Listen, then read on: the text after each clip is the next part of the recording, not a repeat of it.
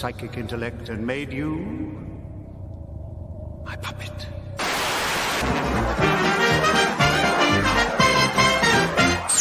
It's a bullseye!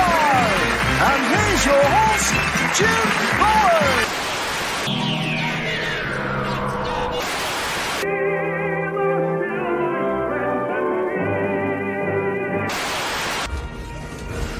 Perhaps today is a good day to die. Prepare for ramming speed!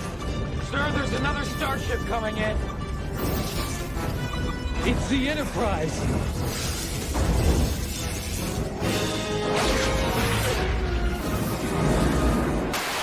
Bone, your shoulder bone connected to your neck bone, your neck bone connected to your head bone. Now hear the word of the Lord. Them bones gonna walk around. Take a base of action. Green group, skip across the whole sector of each other. Admiral, we have enemy ships in Sector 47. It's a trap.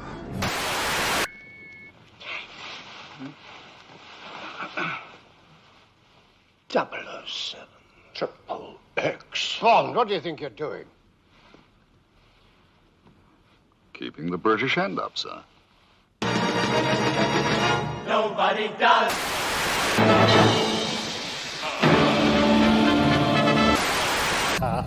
Sorry if I scared you. You'll like this bit. Yes, indeed, ladies and gentlemen. Yes, indeed. You will like this bit. The great Tom Baker tells you so. So, who are we to disagree with Tom Baker? I think that's quite right too, right? Tom Baker, a national treasure. Man, he's clocking on a bit now, but still keeps up. You know, Tom Baker keeps looking like, any second now he's going to pop his clogs. Keeps popping on, keeps still making big finishes, doing stuff and being generally charming and being Tom Baker. Good for him. I am cream crackered, ladies and gentlemen. You're getting a low energy rabbi today, right? I didn't make myself a coffee. I was contemplating it, but I was fasting today. Why do they call it fasting? It's so slow, right? It's slow. It's part of the Jewish New Year thing that takes 2 to 3. I say 3 weeks. I was going to say 2-week reboot. It's actually a 3-week reboot. But right now I'm in a thing called the 10 Days of Repentance. It sounds better in Hebrew. Yom Tshuva. The 10 Days of Repentance. It's essentially like this. On the Jewish New Year, it's 2 days long. You get, we spoke about it yesterday. Oh, the detail I forgot to tell you.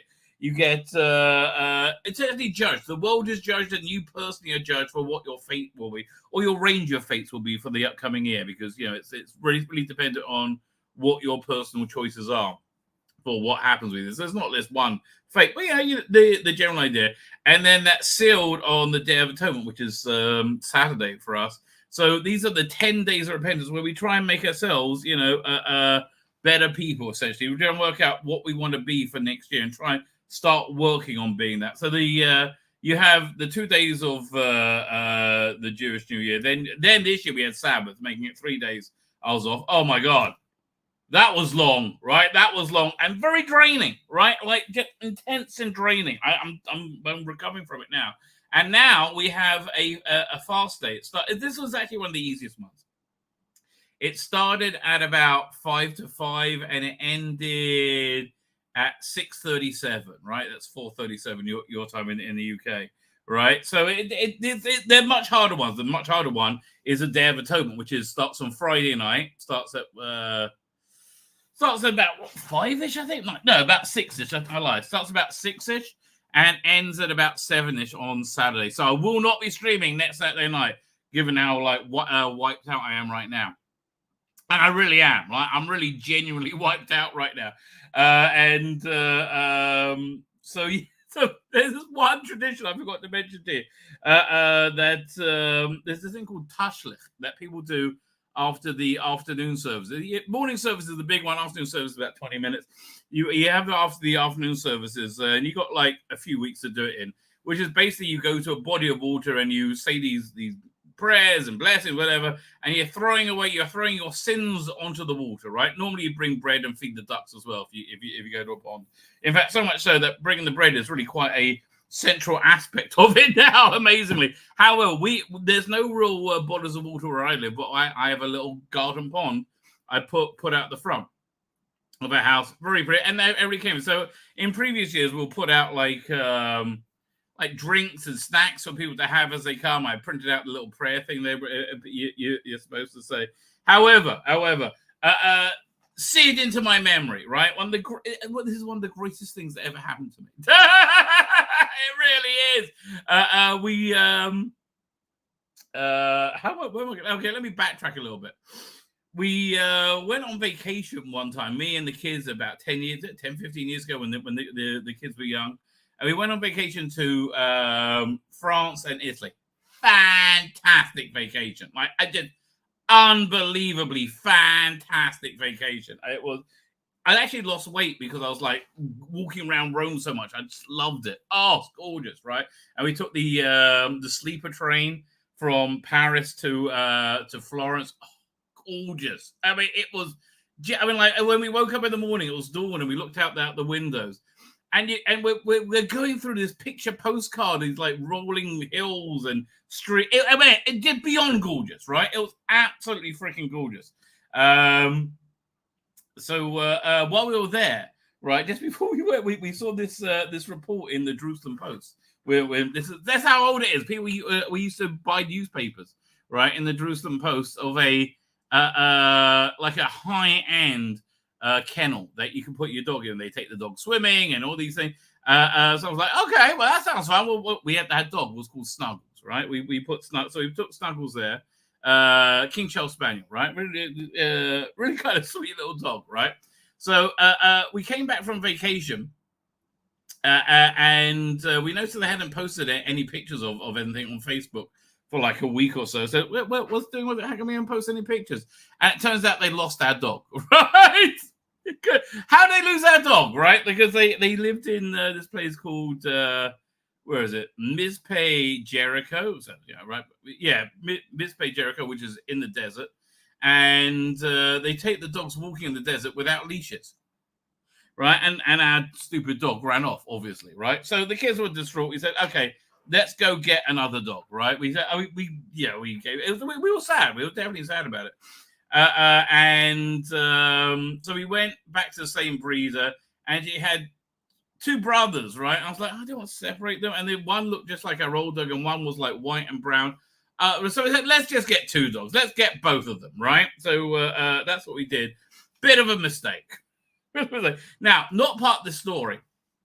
6 months later, my niece, wow, this is a long time ago. She's got like 4 kids now. This was before she was married, right? So she found the dog being sold on Facebook, right? And so somebody had found. We thought he died horribly in the desert. He was so we got him back, and it was always a bit messed up after. Like, he didn't like anybody touching his paws. Something happened to him. We don't know what happened for those 6 months, right? But he died. He died a good few years ago. But anyway, the point was this: during this prayer called Tashlich, right, which is everybody crowding around outside my house, by my pond, right, like the entire town there, right. We have bay windows, and we moved the living room and dining room around, but we used to have the couches on the bay by the bay window where overlooking the pond. And so the dogs would always climb up on the bay window and look out. However, this day they climbed on the bay window, and they were feeling somewhat amorous, and they proceeded to have the most graphic gay sex I've ever seen any dogs have. I mean, I'm not joking, right? I am not joking. One literally had his paws up on the glass, and his eyes were out like, and the other one mounted him from the side quite vigorously, right? And there's no way you could mistake what's going on. They were having slow, passionate, super gay sex. Shooty Gatwa would have fucking loved it, right? It would have been right up the street or up his alley. Anyway, so the guy who used to be the president of our synagogue, the place kind of fell apart ever since he passed away a few years ago. And it really did. I mean, God, my synagogue was awesome, right? It was absolutely awesome. It was like, the entire town was there, and it was friendly. And now it's just like a kind of a cold building full of cliques. We have a bake sale every Sukkot, which is in about a week and a half from now, right? When people and we used to have, I don't know, about 200, 150, 200 items on it. Now they have like 60, right? Because just no one's really involved. There's no community anymore, right? They just there's piece of shit rabbi came in, and this guy Benny, he smelt him out straight away, and boy was he treated terribly. He's like, how dare you say that about the rabbi? He was 100% proved right? And I remember this guy Benny, looked like putting go. It was like, and it was the funniest thing I've ever seen. It was fantastic. So yeah, we did that anyway. That was a couple of days ago. That was on Thursday, I think. Yeah, that was on Thursday. Anyway, so we're in this period, right, of somewhat repentance, and the first thing, the first thing that happens after the Jewish New Year is Sabbath normally comes out like sometime in the middle of it. Is you have this fast, the fast of Gedalia, which is essentially where this guy was in. Okay, the Romans had invaded Israel, and this guy Gedalia was working stuff out to maintain a Jewish presence there. Right, maintain Jewish life. They had much more radical factions that didn't want to parlay with the Romans or the Greeks? Didn't want to parlay with the invaders. So they ended up killing this guy, right? Which was the beginning of the end, and that's when this big exile essentially was initiated, right? And so it's a fast to commemorate his murder. But again, everything is about introspection, right? And oh God, what a nightmare! Oh, I had to get up. Okay, normally my prayer group it starts at 7:15. I like 7:15, right? That's a good time for me. I get up about between 6:15 and 6:30, get in the shower, something I really miss from when I used to smoke, right? Is I used to love having a ciggy and a coffee on the toilet in the morning and read the paper. Oh, God, that was great. Oh, it was so great. I genuinely missed that about the whole thing. So I actually had a taste of my childhood, right? A Jewy taste of my childhood over the New Year. One of the things everything's with honey, right? Everything's about honey in the Jewish New Year. And you have honey cake, which is kind of like a sweet cake. But my wife made a couple of loaves of it, right? And also one of the best ones she's ever made. But in England, you often get a slice of that and you put butter on it and you eat it with a nice cup of tea. So I did that on Saturday. Oh, shouldn't give me an erection, but it did. That that doesn't happen to all rabbis, just me.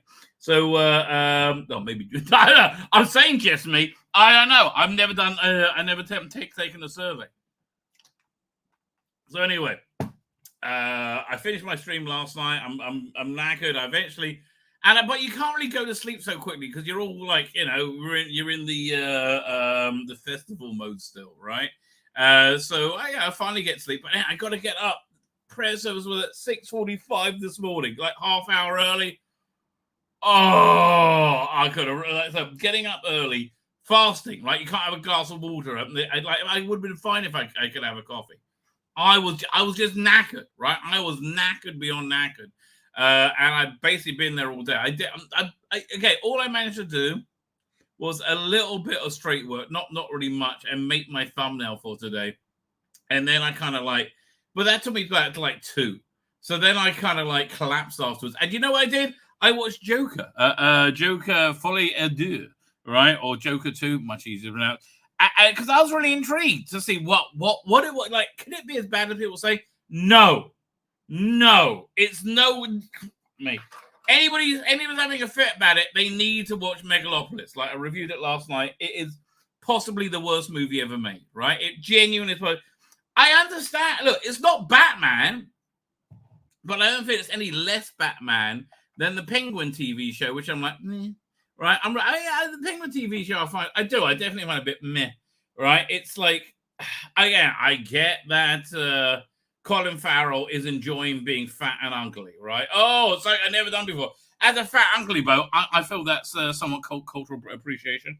But and he's doing a great job, right? He's doing a fantastic job. I would rather watch The Sopranos. The Sopranos was better, right? The Sopranos was totally better. I just finished a rewatch of Mad Men. I think I watched it 6 or 7 times. It's such a wonderful character study, right? And I really wanted to watch other things before I went back to season 1 and started over again because I like the 7 seasons. It give you a nice breadth of time. And I think I might, but I started watching Blake 7, right? And I got to do another. Is it another thing? I got to hear what's it? We got this one coming out. I'll probably put this out tomorrow, right? Hang on. Allow for 1 month. Google's recommend bypass system privacy. Okay, fine. So let's do that. Doink. There you go. Oh, that's the thumbnail. Nathalie Emmanuel. Hell yeah. A woman so gorgeous that AI can't do her justice. Like, she's not. I mean, look, AI didn't do bad. Don't get me wrong. This is her in real life, right? Definitely more beautiful than here, right? And I can't tell what it is. I kept looking, and I think maybe this is a human with a genuine, nice and sweet smile, right? As on a completely gorgeous body, right? Anyway, so Blake 7, I got the first. We did a review of it about a week ago. I really want to get more on top. I gotta watch episode 3 again, Traitor, because I was like too tired when I watched it. I really can't remember much about it. I was so surprised that Star Drive was as good as the episode 4 was as good as it was. So I was going to do go through all of Blake 7. I still might, right? Now I might do Battlestar Galactica. That kind of appeals to me. And what was it going? Blake 7, Mad Men, and I was after rewatch Traitor before moving forward, and then we'll start reviewing that. I've also got to finish listening to Susan's War from Big Finish, which is it's like the first story. I'm about 20 minutes in. It's really not propelling me at all, right? Which is sad, right? Somebody told me of the latest Tom Baker release. They just couldn't get through it. It was they had like the new companion. Was it Cross? Yeah, who's this like woman built like a 6 foot tall brick shithouse. This big black woman built like a brick shithouse, right? And then on the covers they always make her look small to make her look more like somebody who might be cast as a companion. This person would never in a million years be cast as a companion. Can I pull up the picture of it? 1 second. It was they put a picture of her out in their Sylvester McCoy release, right? Of let me see if I can find it. Big Finish. Doink. I've got the website is such a dog now. It always takes forever to open up. Anyway, so we're going to review Joker. There's really not much going on in the world of Doctor Who at all, right? Which is amazingly, it's dead as a door now. We're like coming up to the 61st anniversary, and it's quiet. You know why? Because the current era has failed, right? It's been a total bloody failure. Oh, here it is. 1 second. Yeah, let me pull this up. And also, she's not a very good actress. I have to tell you, the woman they had as the what's it? There's a sale on as well. Look, Big Finish originals. How much are they selling these for? Because some of these were quite good. Okay, how much is the Human Frontier? I'll say for $13.12, this is pretty darn good, right? Yeah, I'll say this. What is this? Is this a book? When did this come out? Possibility of Life. This was released in 2020. I guess this must have been like a preview thing they released. So let's look up. Is this really worth getting? Is the question. Cicero, I don't know, 328. No, I'll still say no, right? I'm still going to say no. Jerry Born in Time was written by Nigel Planer and was surprisingly good. It probably could have gone a few more seasons, but no one was really interested. Shedding Sixpence, I hated that, and they actually did a sequel to it. I absolutely hated it. It just went on forever and didn't really do much for me as well. Holy Terror I thought was fantastic, right? So you have 2 free versions over here of Soul Cake. I will listen to that over over Halloween. We got coming up in a month. Transference I didn't get because it was too expensive. Now at $15.74, that makes it sound better. But still, it's like how many 8 discs long? It goes on forever, right? It goes on for how many? What's downloads? Vortex? No. 489 minutes at 6, 12, 18, 24. 300, 360, 420, for 80. Yeah, 8 hours long. No, it's too long, right? It's too long. I like they put volume 1. Yeah, you'll be lucky at volume 2. Honestly, it is just too long, right? Who wrote this? It's very much a creator's vision. Written by... Don't they have the writer here? Finished originals. Written by script editor.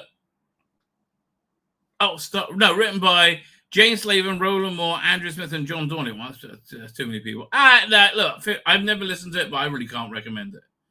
All right, so this I liked a lot. Human Frontier. I like Nick Briggs' stuff though. So there you are. More Cicero. I think I got out of Cicero by that point. They got another season of Shilling Sixpence for some reason. Vamp PD, not interested on. I bought Human Frontier when it came. None of these are worth it, right? None of these are in any way worth it. Let's go to the Seventh Doctor Adventures. I took myself into the Karney one last night. I think it's this one.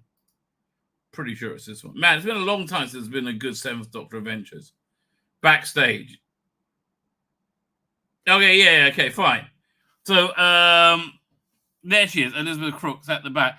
She looks nothing like a companion. Again, 6 feet tall, built like a brick shithouse, right? That is not like companion. And again, look how they make her look on the cover. Like svelte, small, and also these stories weren't very good.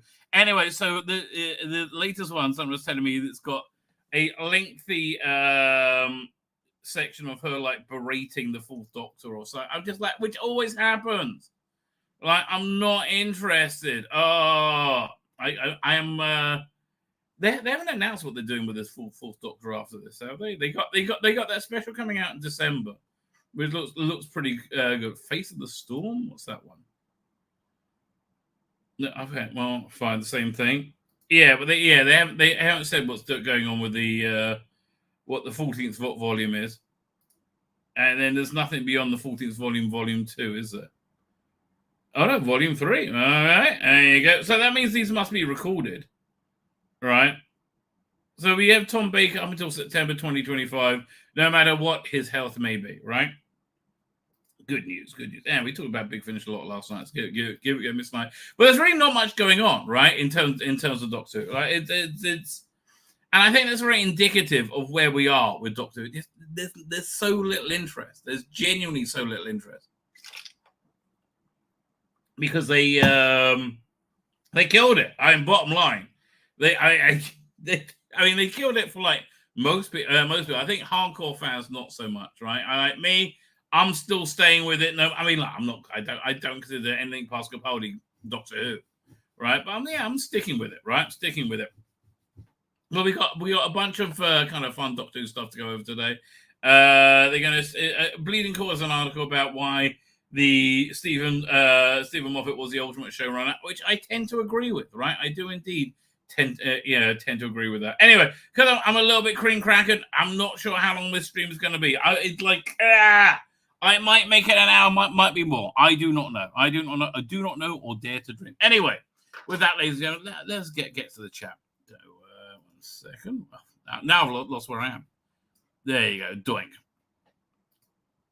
Oh, yeah, we got to talk about the Acolyte as well. We got to talk about the Acolyte. We got to talk about Joker. I love this piece of art. I should have credited where I found it. Right, but it's a really good piece of production art. So yeah, over 200 million for the Acolyte. They could have got me. I'm the translator chick. I like, by the way, this made me laugh a lot when I did it. I'm the translator chick from Game of Thrones, and had the 1987 budget for Doctor Who, and they would have had way more rates. I mean, it's ridiculous. 200 million. What was it? 4 hours of TV. And it was shit, right? It wasn't just 4 hours.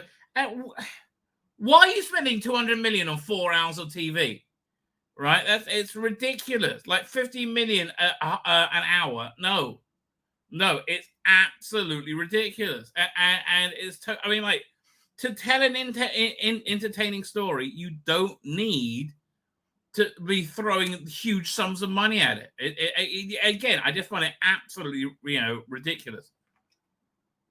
And Henry Cavill is heading to the MCU. Oh, don't do it, Henry. Although the MCU, listen, they keep saying they're trying to turn things around, but look, Agatha was as shit could be, right? Very, very disappointing. And, it's incredible. Audrey Plaza in two very bad things back to back, in The Acolyte and in Megapolis. And she's fantastic in both of them, right? It's not very good, right? Generally speaking, it's not very good. But honestly, I mean, like Joker, I don't understand what the big deal is, right? I don't understand why everyone's freaking out the way they were. I don't know. I want to read some articles about it to see what people are upset about. I'm going to spoil it like crazy. It's not as good as the first one. I mean, to be clear, it's nowhere near as good as the first one. And that's kind of the question is: are they? There's a suggestion they're trolling the audience, which I don't think is the case. I think they're trolling Warner Brothers. I think Tom Phillips was trolling Warner Brothers with it. And I don't think he wanted to make a sequel. He said, fine, I'll do a sequel if you give me a $200 million budget. Yeah, that had a $200 million budget, and I'll make it a musical. And they're like, okay. The ineptitude of movie executives is just phenomenal, right? But anyway. Oh, do I have another better picture of her? 1 second. Like one of the few people who real life photos are better than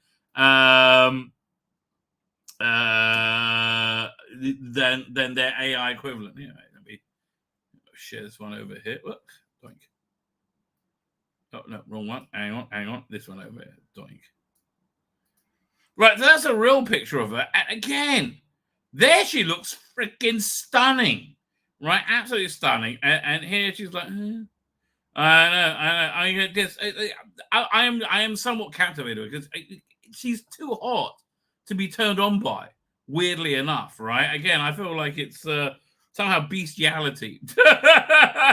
Be whacking off to her, right? It's there's she's too beautiful for that. Amazingly enough, dang, I pressed the wrong button as well.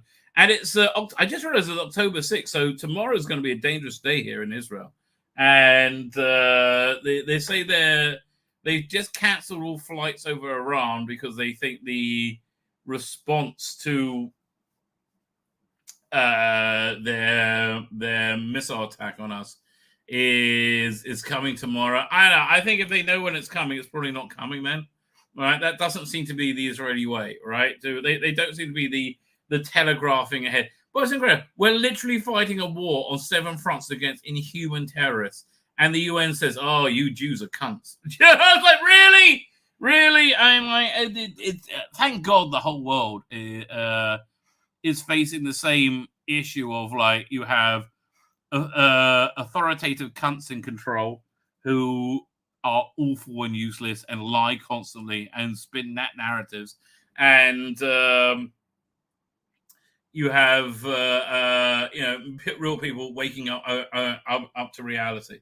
So, yeah, and the BBC, oh, man, they did like a 60-minute or 40-minute segment praising Iran and, like, Iranian propaganda, essentially. I'm like, really? Okay, well, there you go.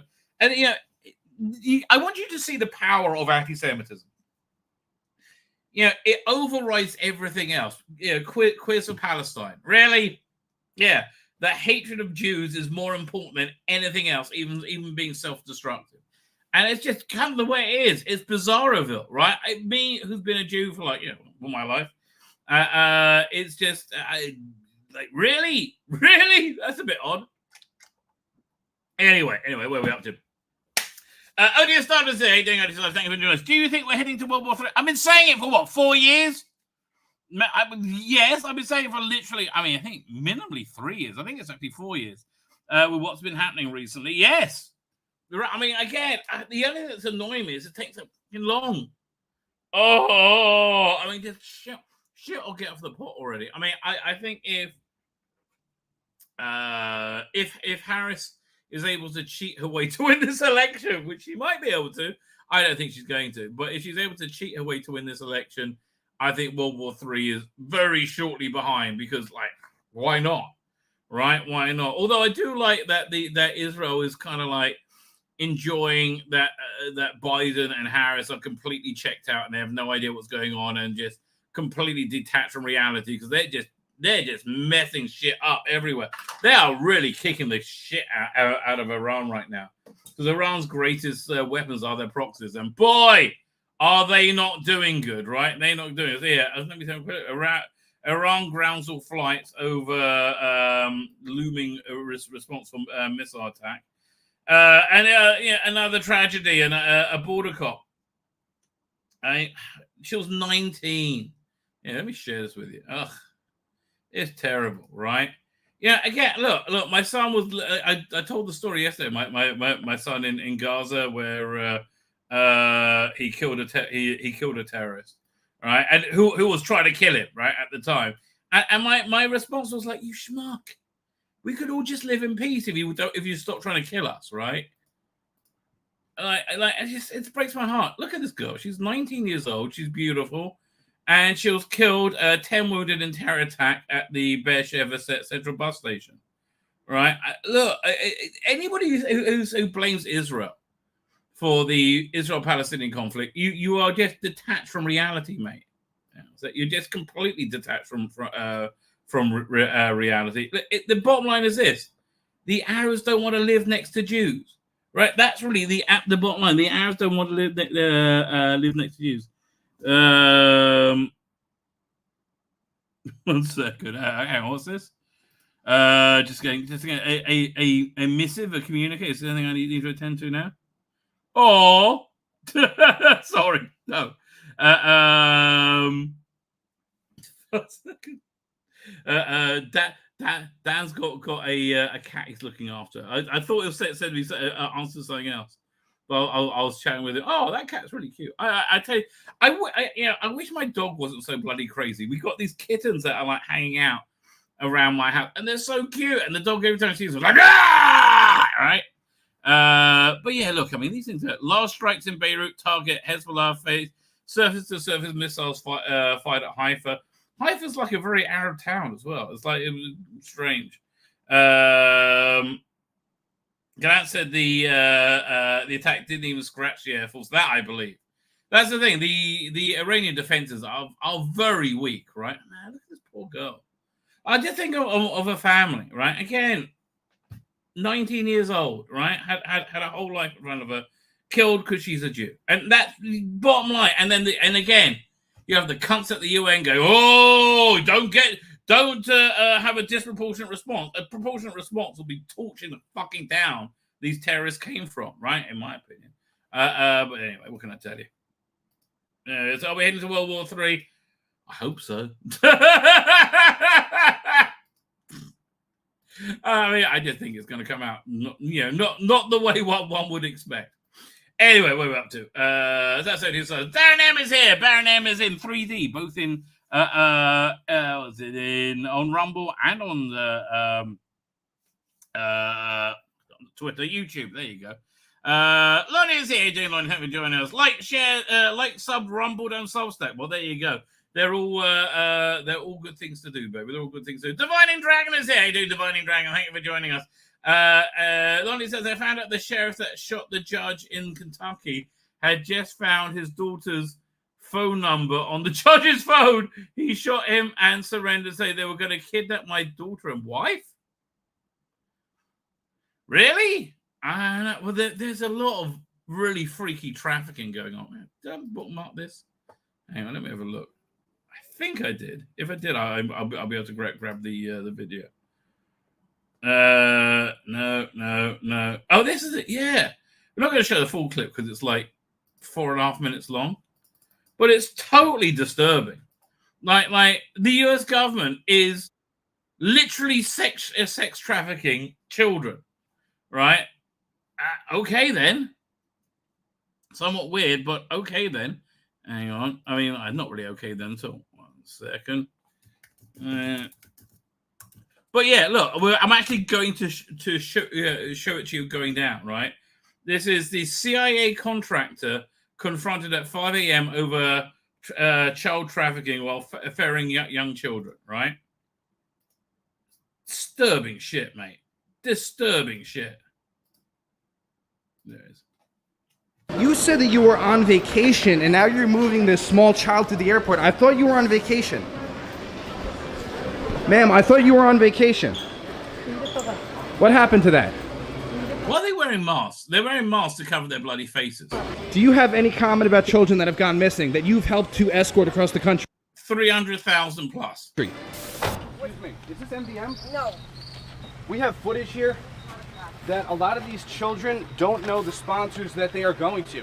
What's going on? There's kids in the car here. They're moving these kids. They just turned the lights off. This is the MVM headquarters that we are currently at. There are kids in this van right here that they are moving. There's somebody that's going to come out. Yeah, it actually gets more disturbing as it goes on. Again, look at these pieces of shit. By the way, they left so quickly. They left these bags behind. Think about that. That's so bizarre because they're trying to run away. And again, corporate media will hide this and hide this and hide this. Excuse me, why are you all wearing masks? Do you have any comment on that? Why are you hiding your identity? Do you have any shame, sir? There's still time to redeem yourself. Would you like to see the footage that we caught of the girl and what's going on? Yeah, this bit's freaky. Look at this. Were their IDs even checked just there? Were their IDs even just checked? Who checked their IDs? I didn't see any ID check just there. There was no ID check. Right. Why weren't their IDs checked? If I was going to go here... I can't talk to you about that. If I'm going to ask you, why do you guys ID American citizens when there's children can't do you guys in the... So he says he can't talk on camera. I'm not going to say anything on camera. Are a lot of the So then they got, okay, check this out. Hidden camera. the kids coming over here, are they trafficked or like what's the... Some are. I'm not going to lie. Some are. Does that happen a lot that the kids come over here with a totally fake name? It has. Yeah? I mean, there's no way for us to verify. And so they come over here with a fake name and then they just come up with what? They just get a brand new identity. They could be anybody. Man, this is not a machine I would want to be a cog in, right? I would not want to be a cog in that machine. Have you seen that movie? Sound of Freedom? Yeah, Sound of Freedom. Yeah, I've seen that. Yeah. Yeah, about child sex trafficking. Exactly like that shit happens. Yeah, dark stuff, mate. Dark stuff. So much pedophilia, right? Bizarroville, right?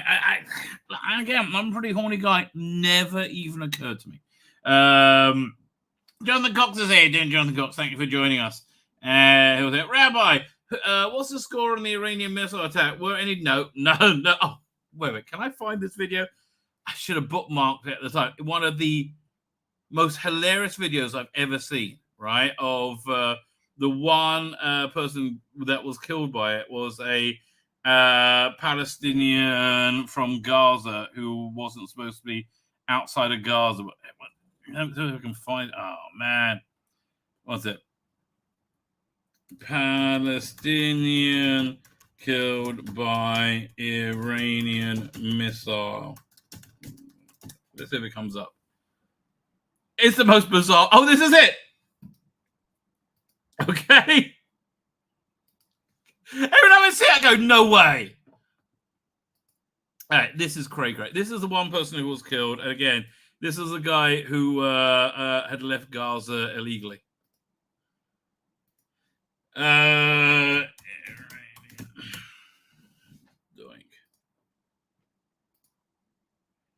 Video file. Yeah, okay. You will not believe how this missile kills this guy, right? You won't see it coming. Holy fuck! Look at that! Okay, we have to look at that again.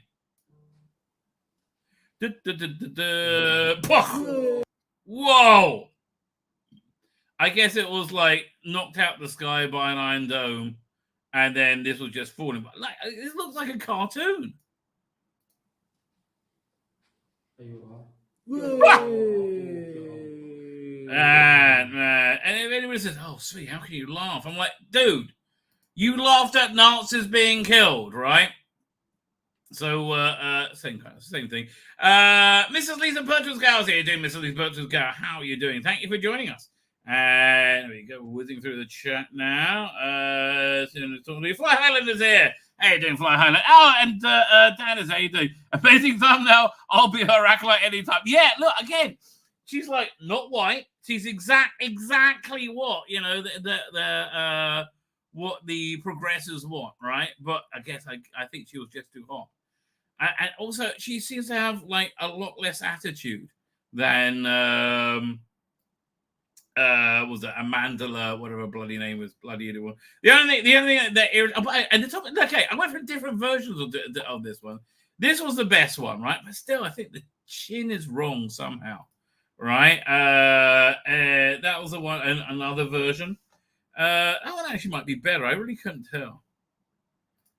And this was the other one. And that was also pretty good. Again, I couldn't tell. The only thing that annoys me is, like, in real life, she has a nose ring. I'm like, darling, why do you have a nose ring? I mean, she's 35, in all fairness. Like, you know, she's entitled to her own life, right? But, yes, I would happily be Nathalie Emmanuel's acolyte any day, baby.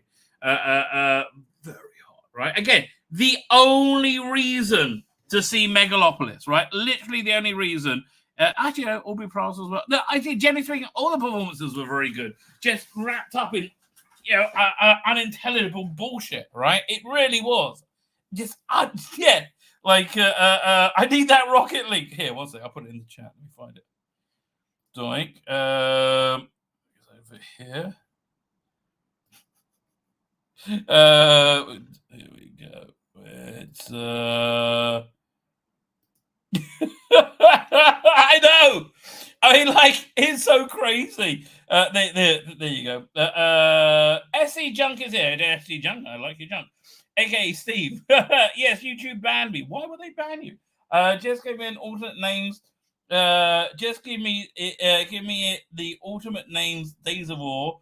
I remember my evil politics lecturer telling me how, as a kid, he threw stones at Haredim doing Tashlit. Well, okay. Haredim are the ultra orthodox. I used to be Haredim. The black hat Jews, right? The Iron Dome one Palestine. Iron Dome is a lot. Man, there's I honestly I was really bummed out that I went down to my my bomb show. My wife wouldn't have heard of anything else. So, right, here we find you some videos of the Iranian missile attack. It was really wild. Where is it? I literally just saw these. I have these saved. There you go. That's a good one. Dang it! I just closed the wrong window. Oh, there you go. Reason there. Doink. Doink. Doink. Doink. I mean, yeah. So again, I can't believe that. Nobody was like hurt by this. I think Iran is feeling the same way. Here's the first one. Let me grab another one as well. Doink, doink. Over there. Yeah, again, it's crazy. And this is another good one. This crazy stuff. And honestly, I just wish I went to the bloody roof to see it because I could hear the. Oh no, I was doing a stream at the time. Right. It's my stream last week that this was all going on, so I couldn't go. I've stepped out anyway. But that was the bliss where I had my wife sitting next to me for the like an hour of the stream. I'm like, really? And you know, generally freaking out a bit. There's that one, and then there's one more. Then I'll show them to you. Oh man, there's a lot. Wow. Okay, well, here's another one. Then doink. And then there's, one more looks pretty good. Save video. There's our attack 3. Doing, and then the last one is at the Wailing Wall, which is the holiest site in Judaism, right? Copy video. There we go. Doink, doink, doink. Fine. Now I have them. Save video as 4. Here we go. Here's the first one. I mean, there's a lot happening there. Again, how they weren't more successful, it's a miracle. generally.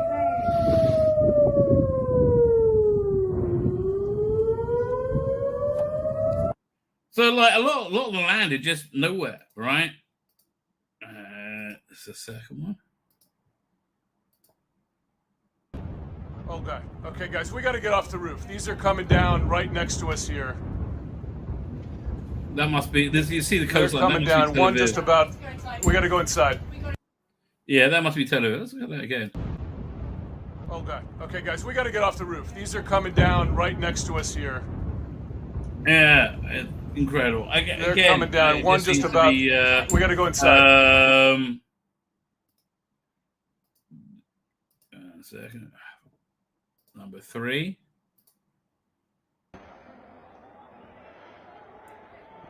And my older son will say, like, these things cost a fortune. These are going to eat through that money that America's given them very, very quickly. They're actually too costly to mount too often. וואו. עשרות טילים. אני נמצא בצפון יפקן. I mean, honestly, 180, some of them should have killed. I mean, again, one of them was killed.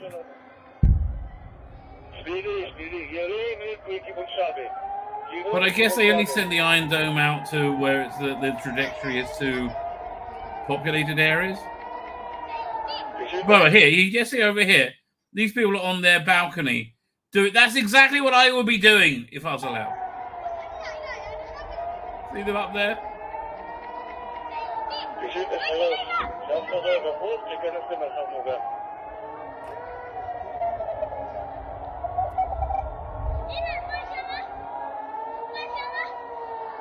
I mean, each missile costed like about $10 million or something. And they did 180. This is just... It's really... Oh, there, you see the Iron Dome taking them out. Wow! Man. When you seeing the Iron Dome in real life, it's incredible. It really is incredible. And this last one, this is from the Wailing Wall, right? Which is the holiest place in Jewish. Now, you don't often see missile attacks over Jerusalem because so much of it is Arab populated.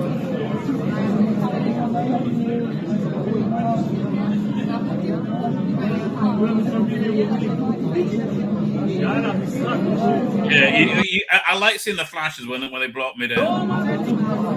There you go, another 2 Iron Domes.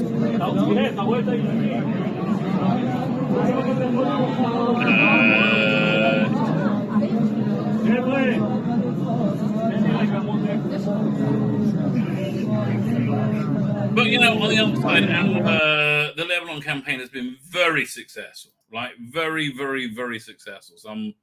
I mean, there was a bunch killed very recently, which was just before the Jewish New Year, which was very, very sad. But, and I think whenever you hear casualties like 10, 15 people, it's normally a booby-trapped house or something that they're in. SC Junkie, so Steve says hello, everyone. Hello to you, Steve.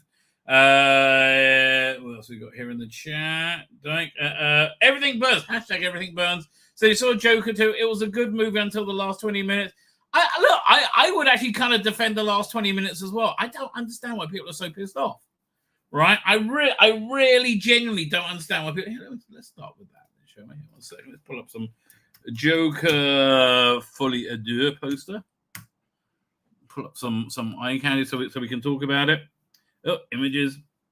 And it's being savaged, absolutely savaged by critics, critics and what's the good name? Critics and fans alike, right? Let me put a picture of Lady Gaga. And for me, it definitely seems to be. Press the wrong button. Definitely seems to be in the same vein and same universe, just not as good as the. That's too small. Let's get a bigger picture. There we go. Oh, there you go. That does it. Let's pull these up. Excuse me while I whip these out. Now, yeah.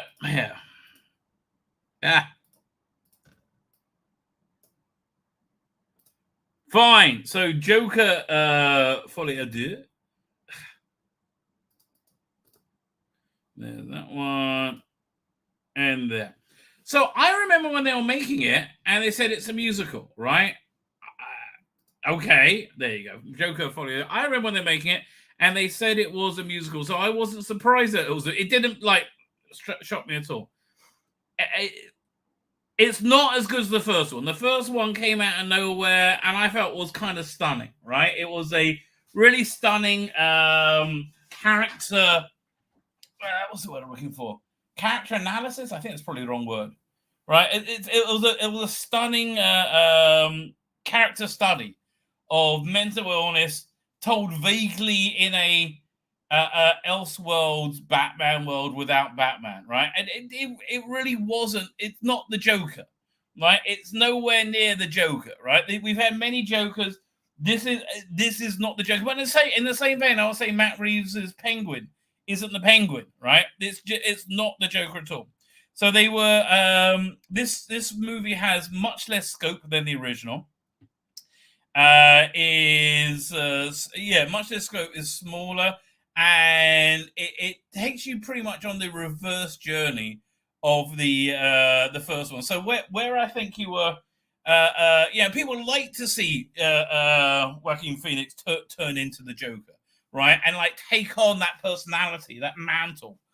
Not that it's a mantle of the Joker, right? They liked where it ended up, right? They did like where it ended up, and it was kind of he felt like this is a fun, interesting, different take on the Joker. And I love the last scene when he's like in the asylum and there's all this blood that he's walking through, the people he's obviously murdered, and there's a lot to discuss about it. It's very interesting. Again, I like that they use the world of Batman as a springboard to tell. I found a very interesting story with fantastic performances. Joaquin Phoenix, absolutely fantastic.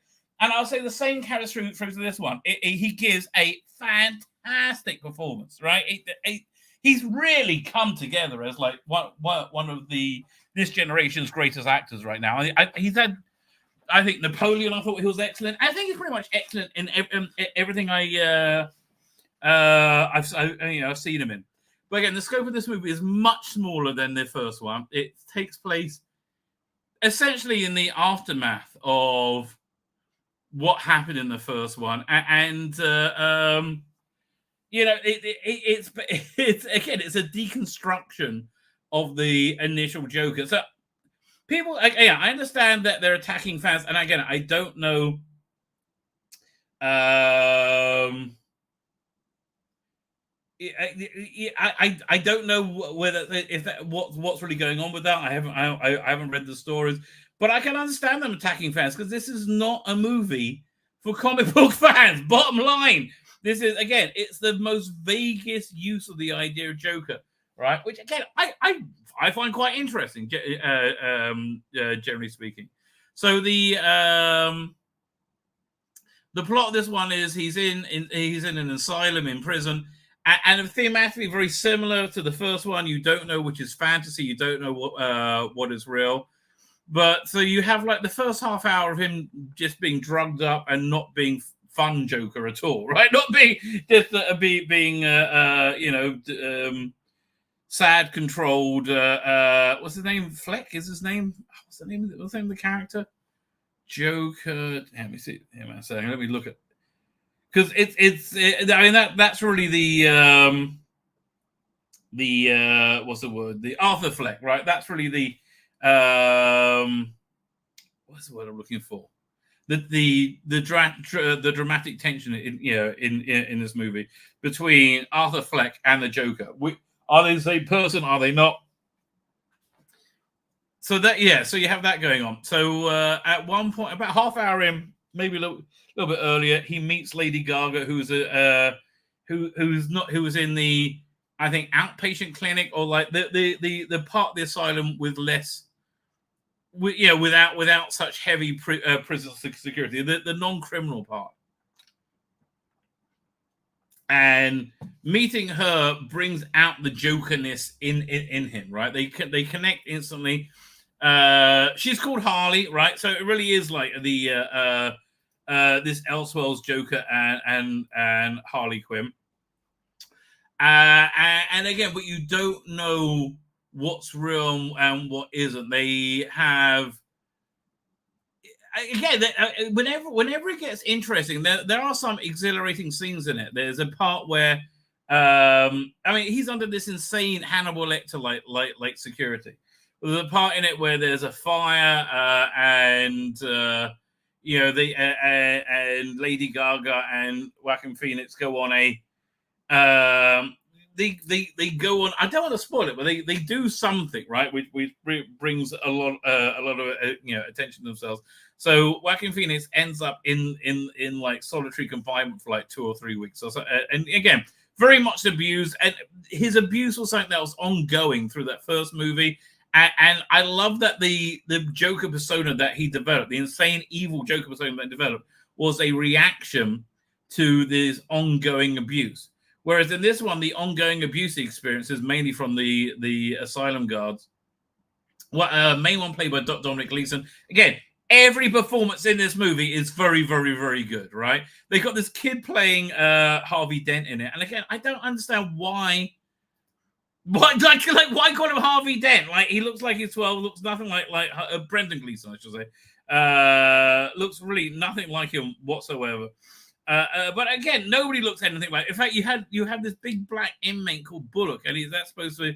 Are you intimating that that's Harvey Bullock, the well, in the Batman, in the Tim Burton Batman, he was corrupt in the corrupt police detective, but I think in the comics he was no, he was like, you know, a tough cop, but he wasn't corrupt. So you have this instant bond being formed with them, and Lady Gaga it plays the Harley Quinn character just right, which is Harley Quinn is a obsessed fangirl of the Joker.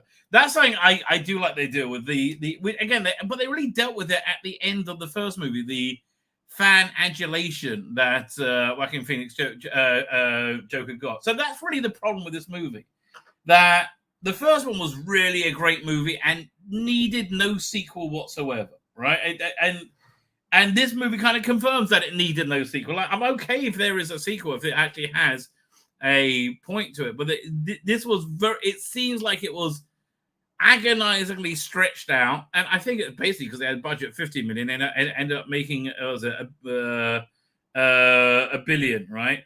Tim Burton Cop was Earnhardt, yeah, but didn't they have a Harvey Bullock as well? I don't know. Here, let me look this up. Tim Burton,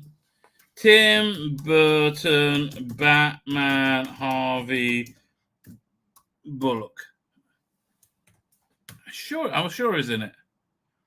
Oh, it's Eckhart supposed to be Harvey Bullock. I guess that must have been the mistake I made, right? But Harvey Bullock is he's in The Batman, isn't he? The recent one, which I just didn't like at all. Oh, I did not like him at all. Yeah, I'm looking at his Wikipedia now, trying to see what films he's been in. He's been in the DC Animated Universe and other films. Bullock appears in the Scooby-Doo. Victorian era version Bullock appears in okay, fine. So has he never been on screen? Okay, apparently not. It's weird with that IP being mined so heavily. There is no Harvey Bullock, right, in the cinematic universe, in any cinematic universe. Anyway, back to Joker.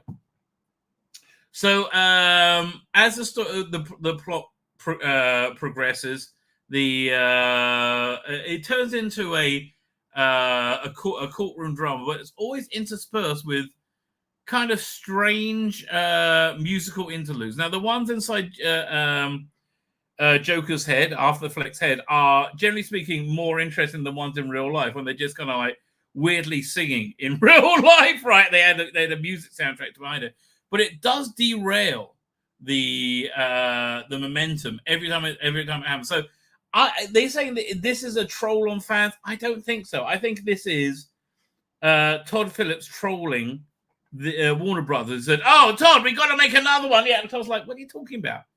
the story's finished. It's completed. It's over. There's nothing more to it at this point, right? The story's done, right? And they said, no, we have to do more, right? And said, fine, I'll do it with a $200 million budget if I can make it a musical. And they're like, okay, whatever, right? And yeah, why is entertainment in such a terrible state? Essentially because the reason everything in the world is in such a terrible state, because the educated classes, the people who've been to who have been to university and get the higher echelon executive jobs, are all morons. They're absolute imbeciles, right? And these movie execs are also imbeciles. If you want to do a sequel, you should have had Todd Phillips say, okay, do you want to do something with Penguin, or do you want to do something with Riddler, or any other character? But like continuing this story just seemed like a bit of a dud. And there are definitely good bits to it. The ending is very controversial, but I think for some reason, it kind of works in the context of this movie. It certainly is Tom Phillips saying, we're not doing anything else with this, right? It's like Gareth Thomas coming back for the last episode of Blake. So yeah, that might be a spoiler as to what goes down.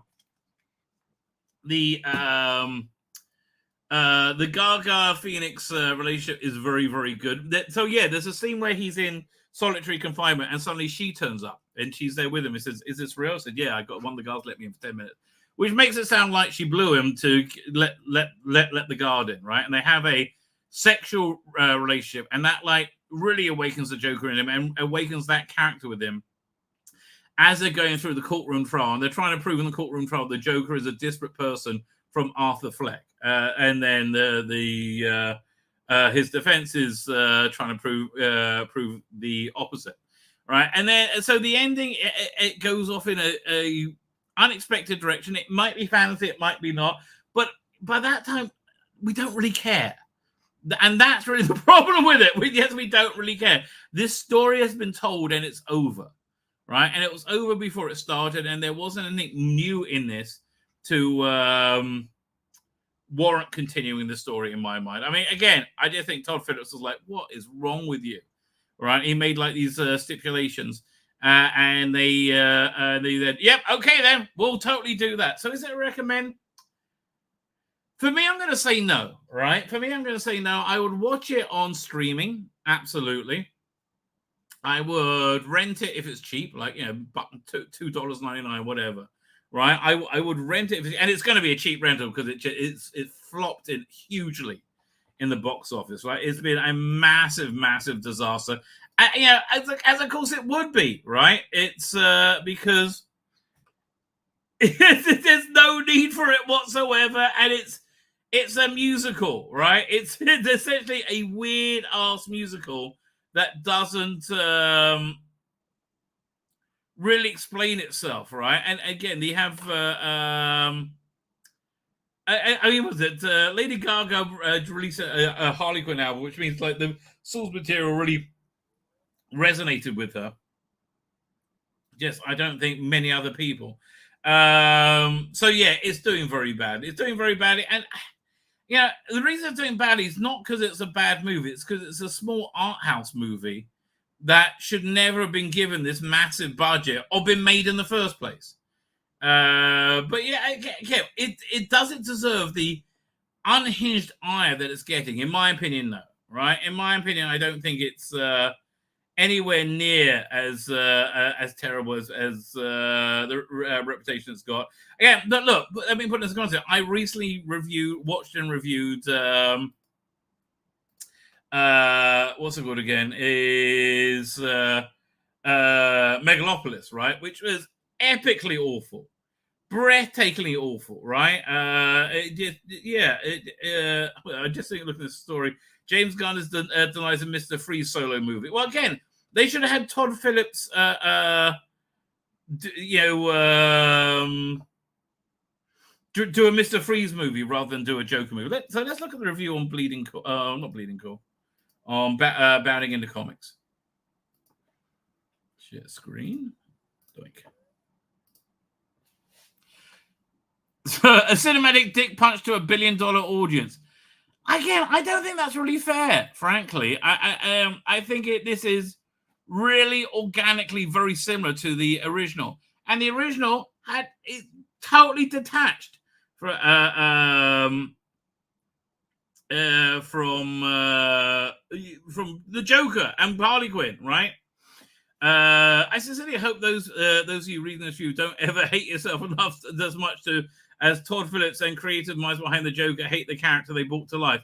I don't think they hate the character. I think this is the way they thought the character, the only way the character could progress, right? Like, you can't have him go out. He's locked away in maximum security. You're gonna have him break out and do like jokery stuff? That certainly would have been. That's the movie people wanted to see, and would have been entertaining. But I don't feel that's organic to what that first movie was. I really don't.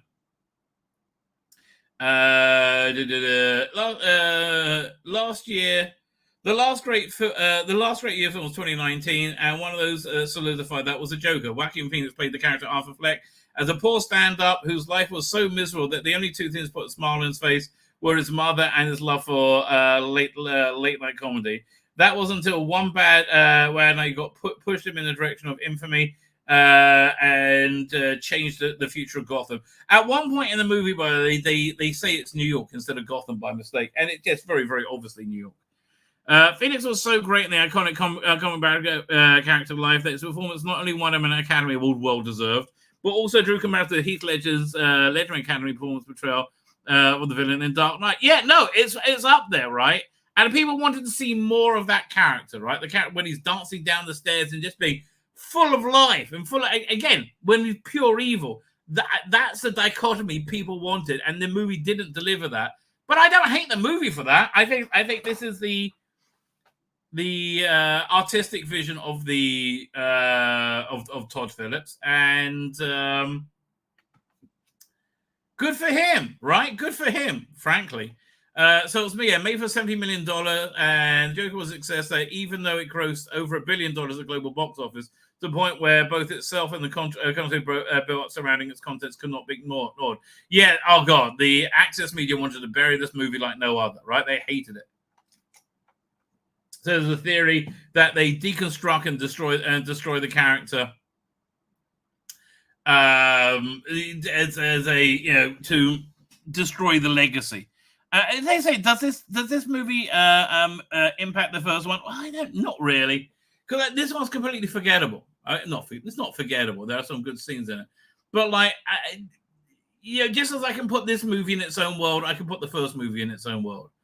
Right? I wouldn't buy this on I wouldn't buy this on Blu-ray when I did buy the first one, for example. The controversy centers around the fact the media doesn't believe you can sympathize some of his journey into bad behavior while understanding that behavior is still bad. They were bending over backwards to say that all villains are really good right now. They didn't want to show a villain being a villain, maybe. People who have abused others often have been abused themselves. This doesn't justify their actions, but it makes you understand a person could go down that dark path. That was the theme of the first movie, but the media instead walked away from it, reading it more like, if you think your life is hard, violence against society is justified. No. Again, he has to be a moron to pull that out. But again, the corporate media are morons. In doing so, whipping up a panic about potential influence on incels. Yeah, they wanted to will this threat into being, right, in big time, but it just wasn't there. It just didn't exist. Like, they keep trying to say Donald Trump is going to destroy the world. I'm like, dude, he was around.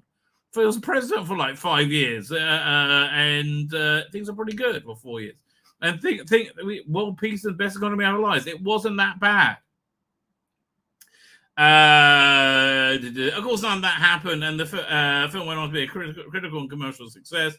Mainstream media walked away from the entire affair with the narrative taken a huge slap to the face. Yes, they did, and I think that's probably why they hated it, right? So how do they get the revenge on the fan base that made them? Okay, it wasn't the fan base that made them look foolish. The initial Joker was a mainstream success beyond the fan base, right? It wasn't fanboys who made the Joker success. It was people who wanted to see an intelligent movie, which you didn't see that much time. Top movies 2019. Let's see what the yeah, look, I mean, what you had the Rise of Skywalker, Tolkien, and Ad Astra. I never saw. I always wanted to see it. Spider-Man: Far From Home. That was which was that one? Oh yeah, that was a crap one, as I recall. Avengers: Endgame, meh. Like people wanted to see like Dark Phoenix. Once upon a time in Hollywood, right?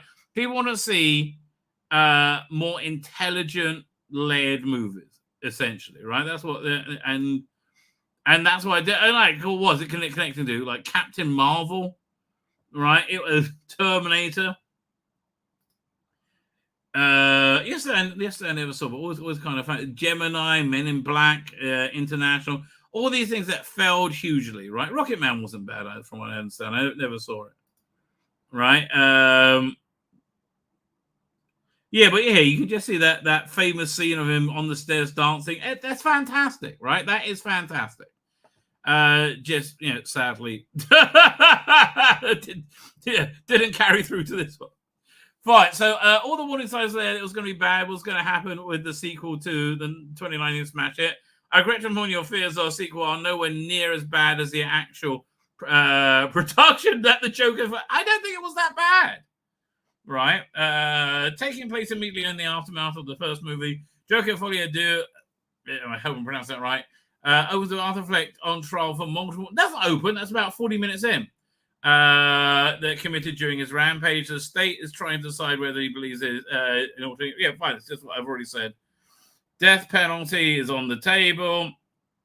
There is no reason to sugarcoat it. The sequel is a deliberate punishment to those fans who made the first joke. Again, no, it wasn't fans that made the Joker $1 billion hit. It was the normies, right? And the normies, there's not a troll on the normies. Normies don't give a shit. Right, it was maybe trying to deconstruct this character to as a deliberate thing to in a cultural war thing, right? Because they didn't want there to be a victory in the cultural war, maybe, and there was. But again, I think this was Todd Phillips trolling Warner Brothers, right? I think this inference is it just doesn't stand up, right? It just doesn't stand up to any reasoning. So it's it was designed to deconstruct and destroy the character that was so well with the audience. Yes, I agree with that. They absolutely did that, right? Because the hyper progressive Hollywood system hated the fact that in their eyes, the film and its success were propping up a white male known for chaos and destruction as aspirational hero. Yeah, I guess if you got Trump in your mind permanently, which they did at the time. Sequel serves, of course, to be rebuking viewers for making Joker a success. I didn't see that. After all, in the eyes of Hollywood, Joker was not about Batman's greatest villain, but rather about the right-wing Donald Trump. Okay, that's probably fair, right? To them, the bad guy's story was the viewer for identifying with Arthur as they believed his oppositional framing then point a finger at themselves for creating a sensationalism that, look, Hollywood lost its shit, right? Lady Gaga says no purpose in the movie. I disagree. I've actually thought she was quite a good take on Harley Quinn, right? And exists further to tear down the character. That's true, right? If you're a fan of Carly books on it, do not expect an accurate representation of Joker-Harley relationship. Well, why would you? He's not the Joker, right? I mean, he's what's his name? Joaquin Phoenix Joker off and on in bits of it, but he's not the Joker. And Tom Phillips even goes out of his way to explain to audience that this version of Joker is not the character who's so iconic in the comic books. This is a separate interpretation of the Clown Prince of Crime. There's no introduction to Bruce Wayne, no rise of the criminal myth. Yeah, okay, that's not the movie. Again, people are crying because it's not the movie that they wanted. No, again, I'm a big believer in going along with what the creator wants. Right? If it is a creative vision, it is a creative vision. Rather than what you expect to see. Sometimes you'll like it, sometimes you won't, right? What's this article about it? Following the ending, which the director Todd Phillips says would divide viewers, leaks online. Well, that's a shame, right? That is a shame. And yeah, I think it is going to divide viewers. But for me, it was fine, right? For me, I felt like it was a very organic take, right, on the original Todd Phillips Joker, which has nothing to do with the Batman Joker. And again, I would apply that to Penguin. I don't think any of the criticisms you have about the Todd Phillips Joker being nothing like a comic book Joker is exactly the same as the Penguin. So again, for me, it's not a recommend. It's also not worth the relentless meltdown and the wailing and gnashing of teeth that has been caused by this. It really genuinely hasn't. It's not bad. Wait, again, I wouldn't bother going to see it in the cinema. Again, I wasn't that engaged to it. I did end up looking at my phone every now and again, so which I didn't in the first one at all. But it's an unnecessary sequel, which I think even the people making it found unnecessary. Lady Gaga really enjoyed it as she made a Joker album, right? So there you go. That's the Joker for you. Fine. Let's have a look at some of these articles from. We'll look at them from across media. Oh, wait! I haven't done a review of SFX magazine. I'll do that after this, right? 10 important Doctor Who questions no one can answer. Well, I can. Yeah, I think that's quite a good idea. Having a question they can't answer, right? It adds. Not they can't answer, but it adds mystery without it being. It adds mystery without like it chopping up a canon and go and like contradicting itself. I think, right? Let's find out. Like Mark Donaldson, I've read this up quite a bit on this website on What Culture, and he's a bit woke. Certainly, he likes the wokeness, but his knowledge of Doctor Who, I think, is normally quite good, right? Compared to these mind-boggling questions, answering Doctor Who is a walking out. Doctor Who, I love that bit from the Matt Smith here, Ray. There are many reasons to envy people who are coming to Doctor Who for the first time. No. Oh, God, I feel terrible for anybody coming here with the Doctor Who for the first time. Twitter user Gigi reminded us that how brilliant Stephen Moffat and Matt Smith era was. Yeah, it'll be good coming to Doctor Who the first time when it was good, not when it was like just gay shit. Which I would, yeah, that's how I would do gay shit. Queer shit. No, not gay shit. Queer shit. Gay people are normal. So if you're gay, I apologize. I didn't mean to tar you with a brush of queer. That was a slip of the tongue. If only we could go back to simpler times. Well, yeah, we could do. All you have to do is stop being fucking crazy and admit you're wrong, right? We could go back to simpler times when we all had to keep track of how many doctors there were and decide in the show's 6-year history would be a good place to start watching. Well, definitely be not after Peter Capaldi, because once you're probably into Doctor, you start asking yourself much bigger questions. Right, let's see what the question is. Why do you have a picture from Autumn 55, perhaps one of the worst episodes of Doctor Who of all time? Can Time Lords regenerate into animals or aliens? Well, that's actually a pretty good question, because we've never seen them do that before, and it was kind of a big deal when a male Time Lord regenerated into a female Time Lord, right? It was like that was only at the end of the Moffat years, right? And animals, okay, why can't the Doctor, like, why is he always English? And also, most of the supporting, like, why is all of Gallifrey English? Who gives a shit? It's because it's made in England and it's an English show, right? Could he regenerate into animals or aliens? I guess it'll be a stupid idea, so the answer is no.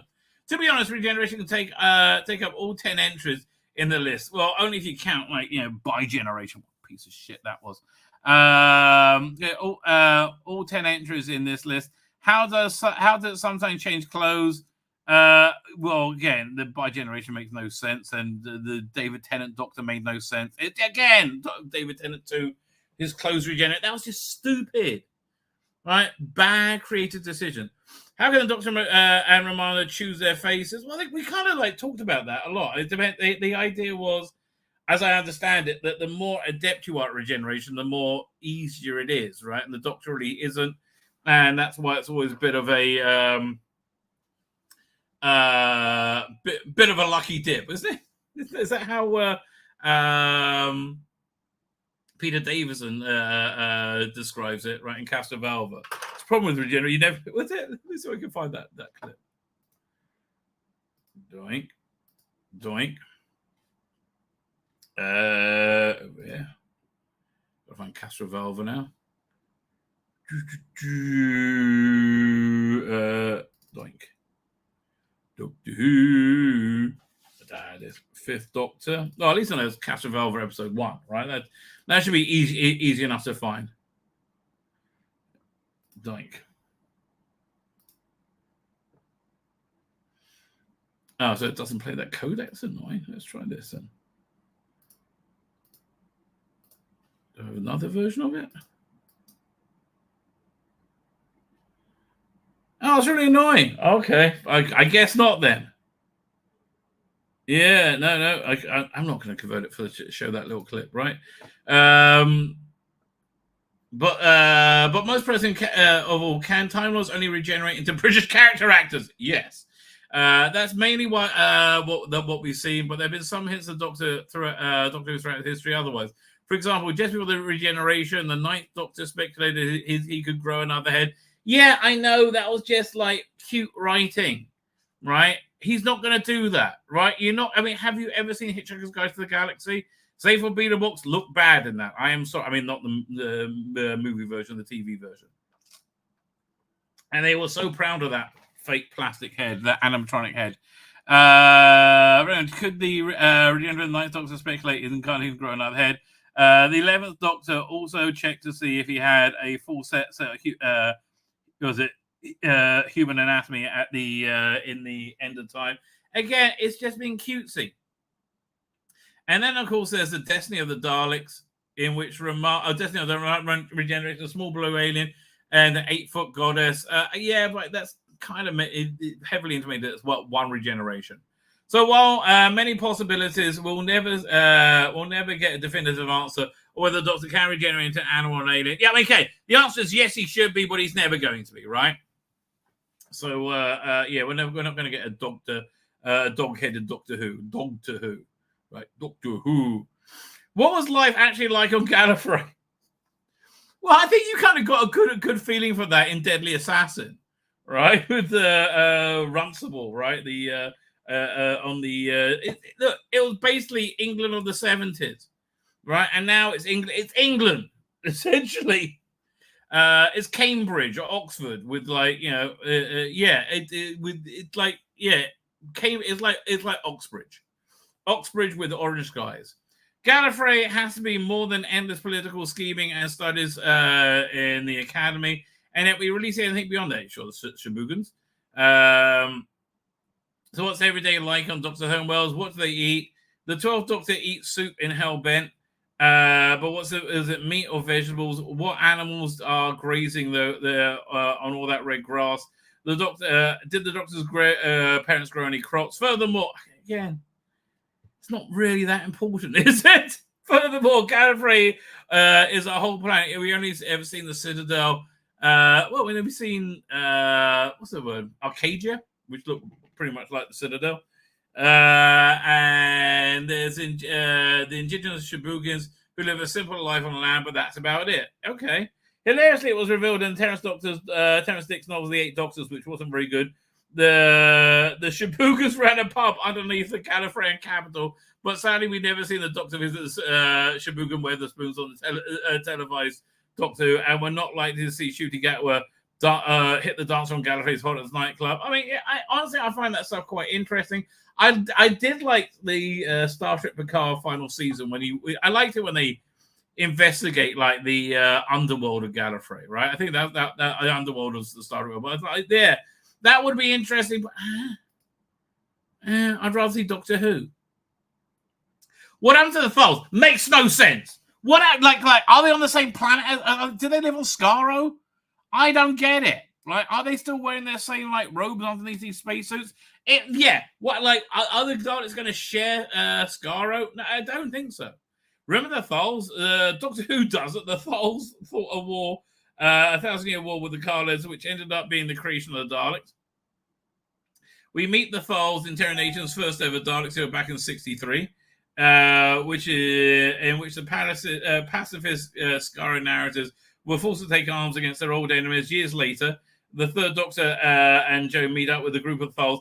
Again, that really made no sense to me at all, right? When they were planning to destroy a Dalek base on Spyro, and after the sex mission, the Thals set off for Skaro, and again, we're never heard of again. Is there more than one Skaro, maybe? The 1988 reference guide, the official Doctor Who and the Daleks books, claims that the Thals abandoned Skaro at an undisclosed point in the events of Planet of the Daleks. Well, that does make sense, right? While this has never been confirmed on screen, again, who cares? Terry Nason's involvement in the writing of this book does lead a degree of canosity, right? However, in later spin-off media suggests that Thals are living on Skaro at the time of the Magician's Apprentice, even if Dr. Davros and the Daleks are blissfully unaware of the fact. How would they be unaware of it? And again, leave the spin-off media alone, right? I get the people. I've been accused of being a paedophile many times over because of a out-of-print short story with Victoria, which puts her age at 14 or something, right? Some of the files, again, who cares? How does everything stay relative? Well, what do you mean? Right? At least 17 incarnations of Doctor are flying around the vortex. Why don't they bump into each other more often? Well, A, it'll be boring. And B, there's some Blinovich limitation effect or something. Why don't they bump into each other? Not only that, but why does each incarnation of the Doctor and the Master meet roughly chronological order? I know, I like that. One potential answer comes from Flux. Fuck off! Flux isn't canon. Leave me alone. With a physical embodiment of time warns the 13th Doctor about an upcoming battle with the Master. Flux built on Stephen Moffat's idea. Somehow time was a sentient force. No, it didn't. It was just bullshit, right? It was a bullshit idea Chibnall had when it was a 17-year-old, I think. And it remained shit.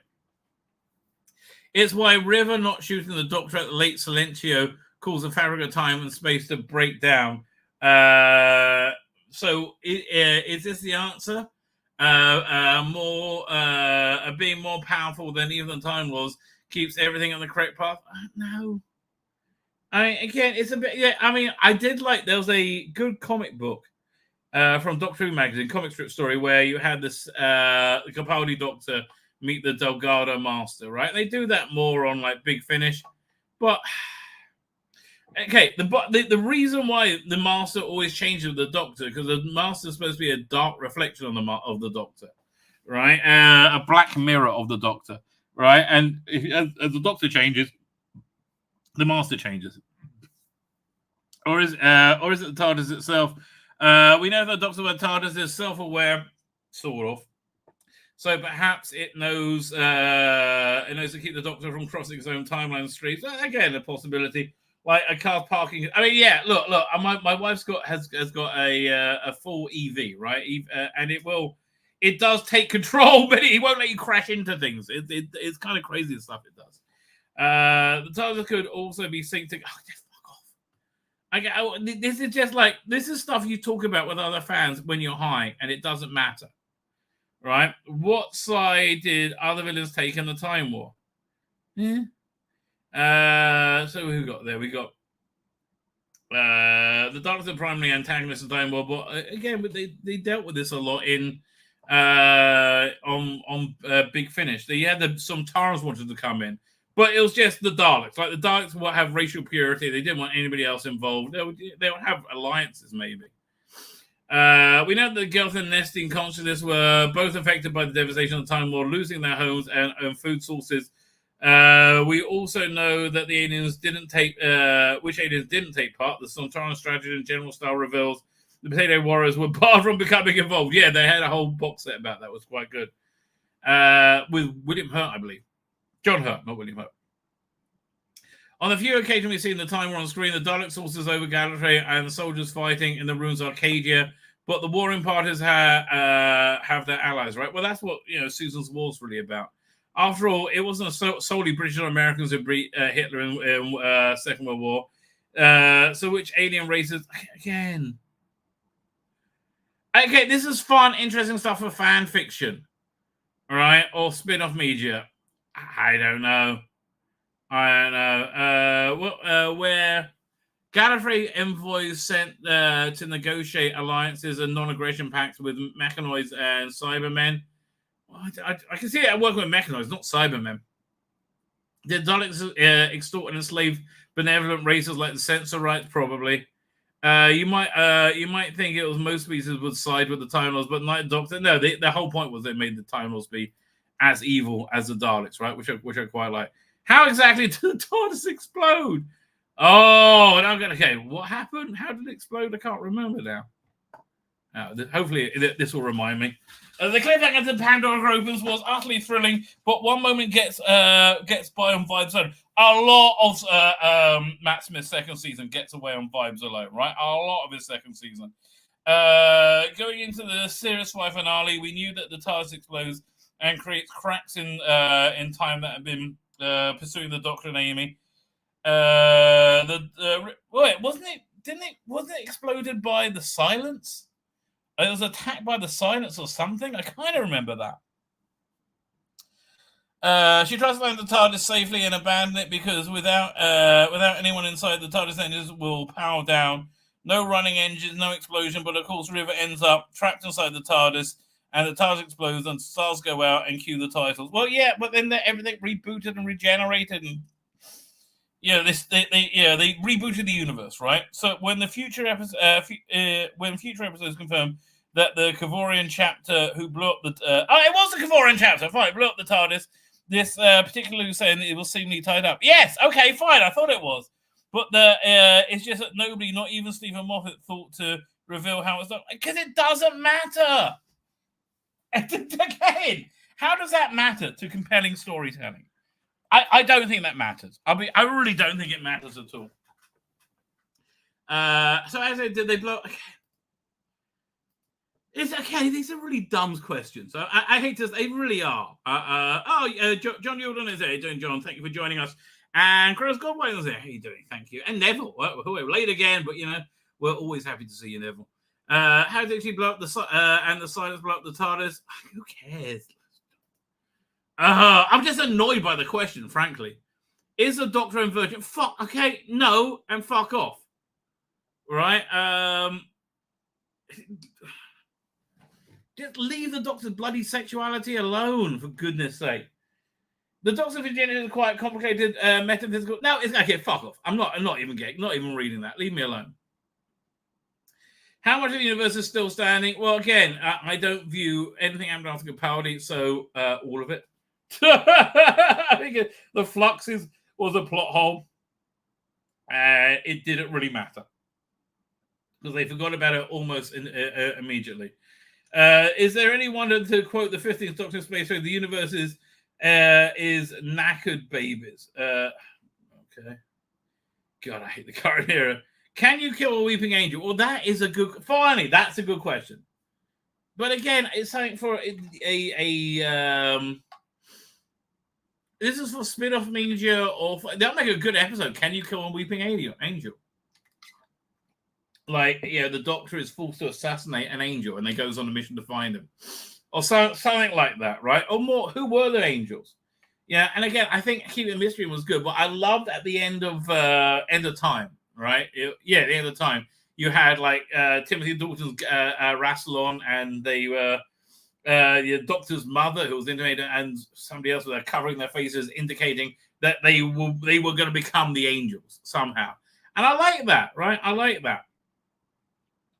What they did to Weeping Angels in the Whittaker years was just, when they basically became a taxi service, they depowered them. But can they be physically killed? That's a good question, right? And again, I think there's a lot of fun to be looked at with. Delving into the Weeping Angels, right? I really do. Where are the Doctors? Oh, fuck off. again, this is so far astray of the remit of Doctor Who. I think it's just kind of stupid, quite frankly. But let's have a quick look at SFX magazine. Because as I remember, this came out during the Jewish New Year, and as I remember, there really wasn't much in it I was in any way interested in whatsoever. No change there then. 116 pages of ghosts, monsters, demons, zombies, and vampires, and things that go bump in the night. Smile 2, the rat. I'm not really a horror fan, essentially. So I'm not really interested in any of that. Although I do like, finally, they're making the cover look like it says sex again, right? That was the good old years. They bring out another Scream book. I quite like those. I got the compendium. There's another ad for it, which has like all 14 issues that they published in one hardback book, and it's really kind of cool. Fine. Let's have a look at the rants and raves.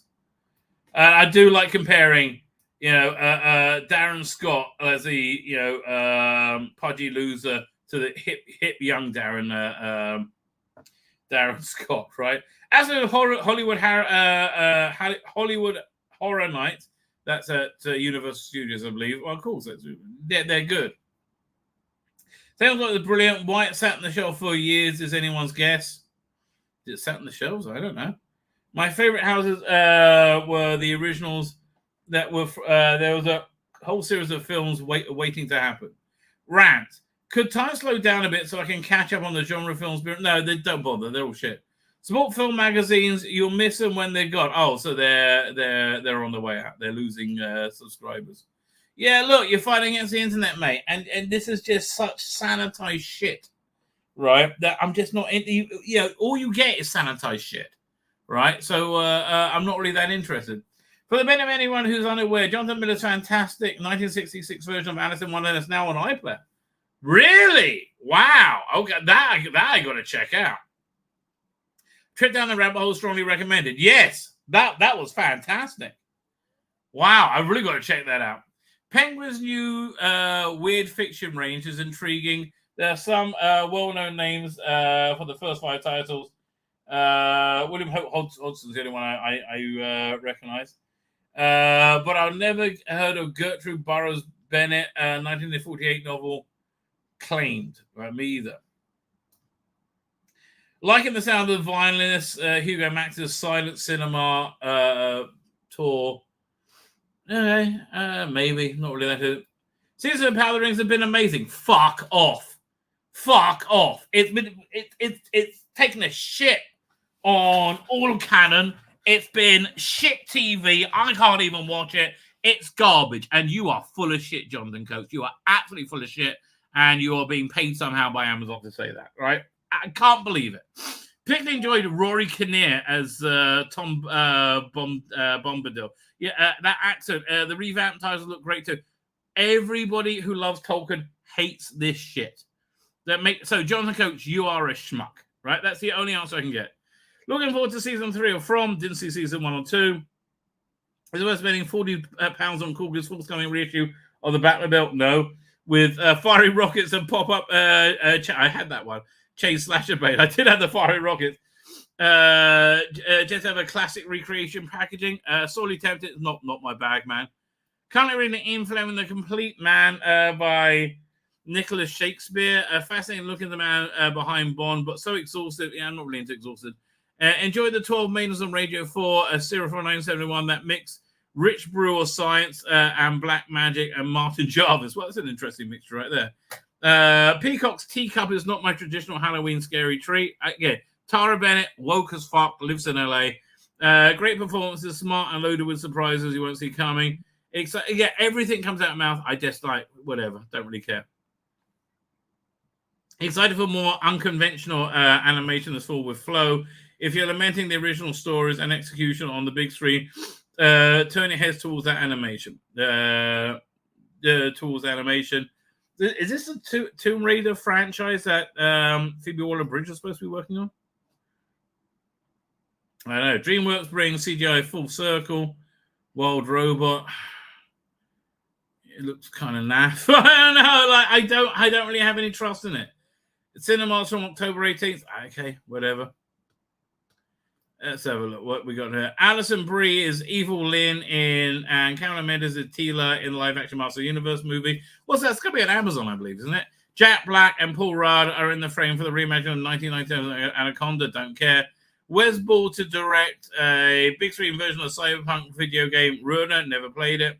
Suspicious Luca Guadagnino linked to DC's World War II hero Sergeant Rock. Okay.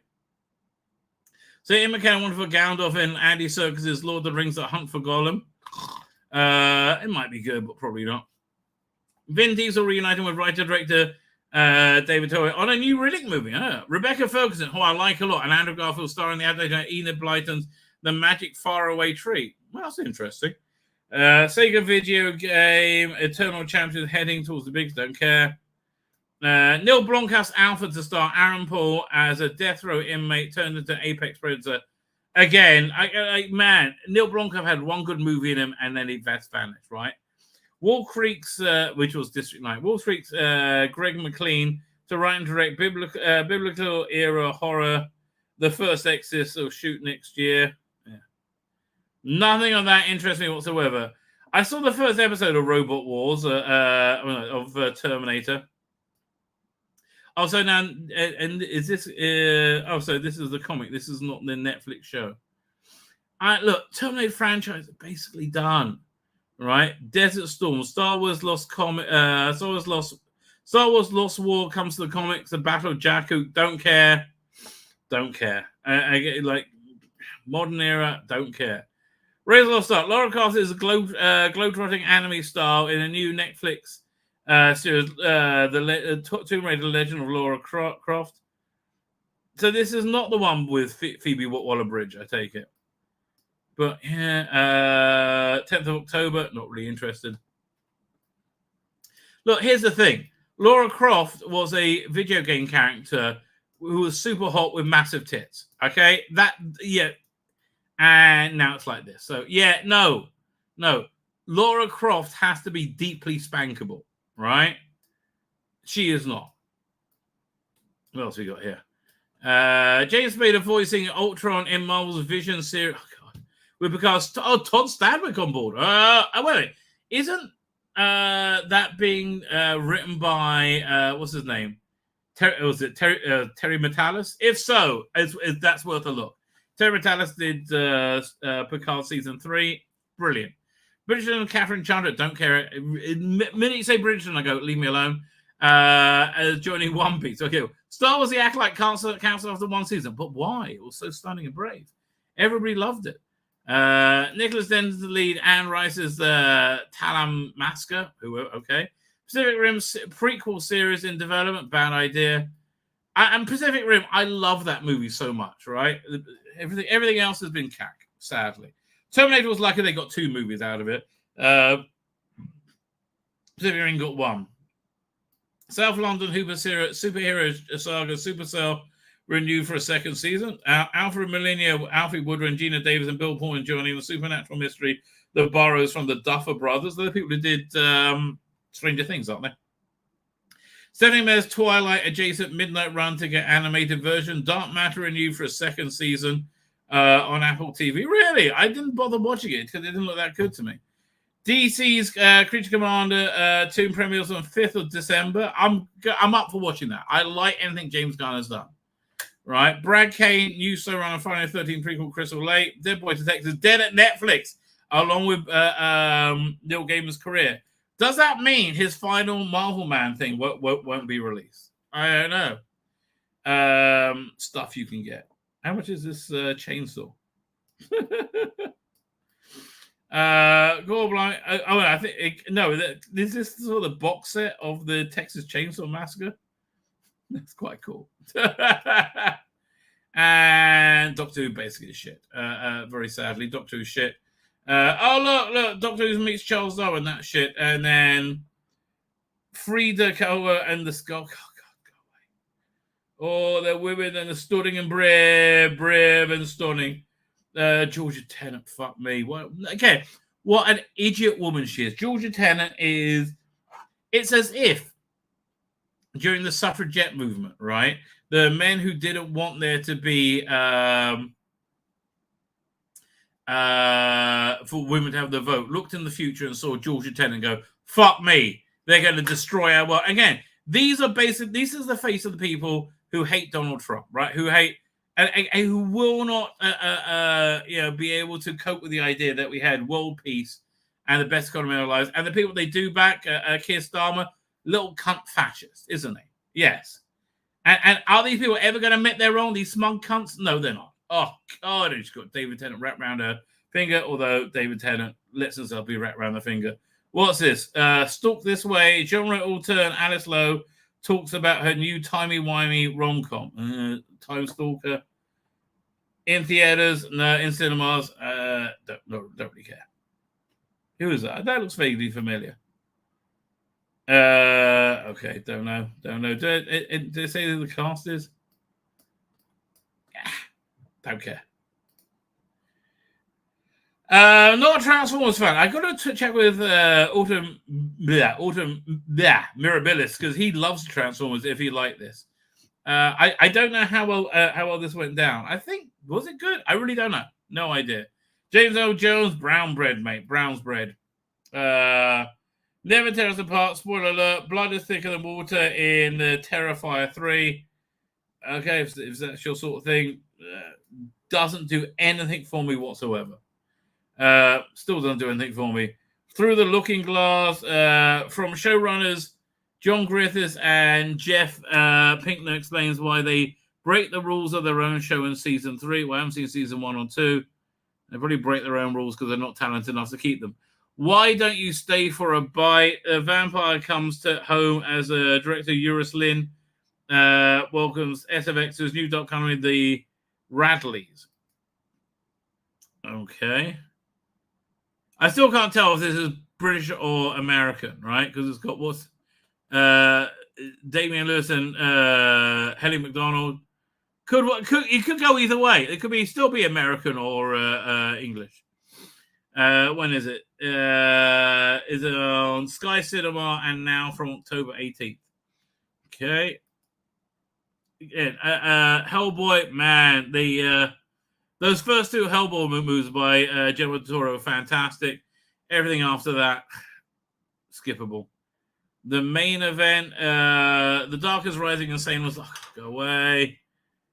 I mean, I kind of like the first. This is the third version, isn't it? It's a movie. Sound of Silence. Oh yeah, I actually want to see The Quiet Place, but never got around to it.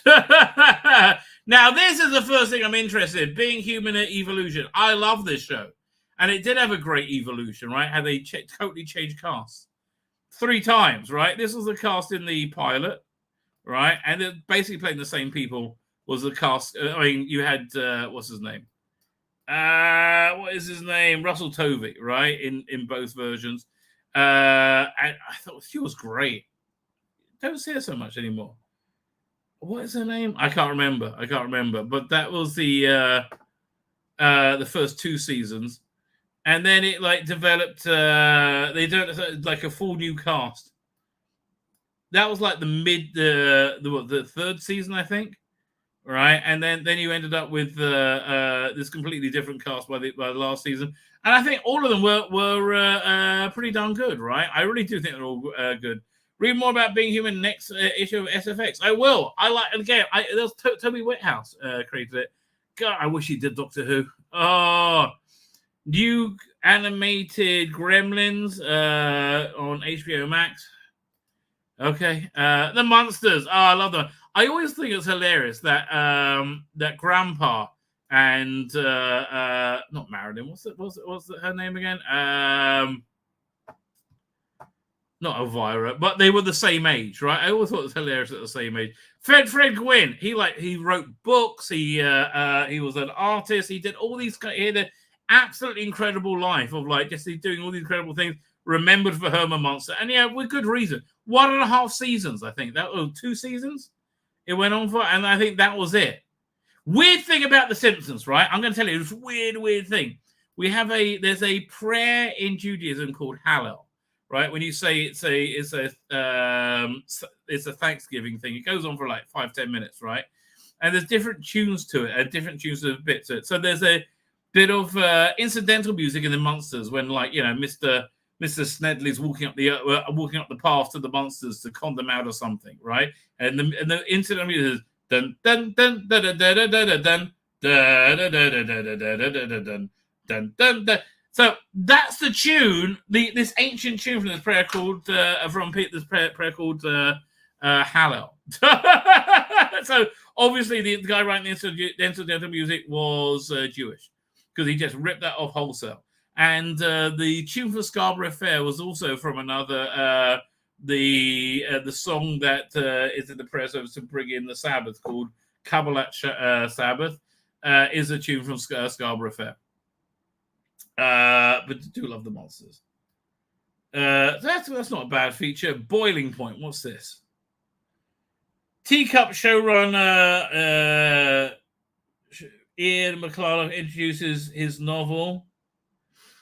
It's on what is this? It's on Peacock from the 10th. Okay, I like this version of Interview with the Vampire. Neil Jordan on bringing Anne Rice's modern vampire classic to the screen 30 years on. This is something I would read as well. This is actually quite interesting. Anything not about current day stuff is much more interesting. Service with a Smile. Smile 2. Again, didn't see Smile 1. Scary Tourists to Tell in the Dark. Horror comics. Okay, and this is another interesting article. Okay, I would totally read this article. That's how they sucked me in. So I didn't like The Devil's Out. I thought it was okay, but I thought the weird conceit of it, that Peter Capaldi has to live a whole life and die to start living, and he's always got to start from the beginning again. I thought it was too much of a stretch, right? It's coming back on the 18th of October. I might watch it. I love what they do in the shadows, though. That's always hilarious. There's a new season of it out. Okay, good. I will check it out with glee and gusto. I like Matt Berry in pretty much anything, right? Matt Berry should be the meddling monk. What's this? Who are you going to call? Behind the scenes Halloween Horror Nights. Oh yeah. So this looks fun, right? This does look fun. And there's another thing I'll read. There's quite a few things there. Anger management. This is about 28 weeks later, which I thought was a bit naff, quite frankly. And then they're coming up with doing 28 years later now. Is that Idris Elba? It is Idris Elba. Man, he gets about a bit. So Alan Moore's got a new book series out, The Great When. I don't know. I wasn't able to get through any of his tech stuff, but I will read this interview. I do. I like Alan Moore, and I like that he's doing what he wants in life now, which is being a writer. So reviews, they gave it 3.5 stars. I think that's fair, quite frankly, for Joker. Fully I'll do Wild Robot, Don't Know, Salem's Lot. Which version is this? This is the one. It must be from now. I like the one from the 80s.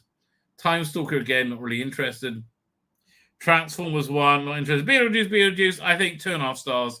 Again, this is another thing, a completely unnecessary sequel. This would have been great if it was like the 5th or 6th Beetlejuice movie, right? And for the first time, they're going back to the Winona Ryder characters. But it was like, I didn't really care about the Winona Ryder characters, frankly. I think they should have done more like Beetlejuice movies over the years, and then this would have worked better. This is a weird sequel 30 years later. Fair.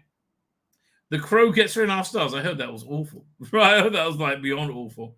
Hellboy, The Crooked Man. Who's directing it? Anybody I know? And this is like the 3rd person playing Hellboy, I think. I don't know.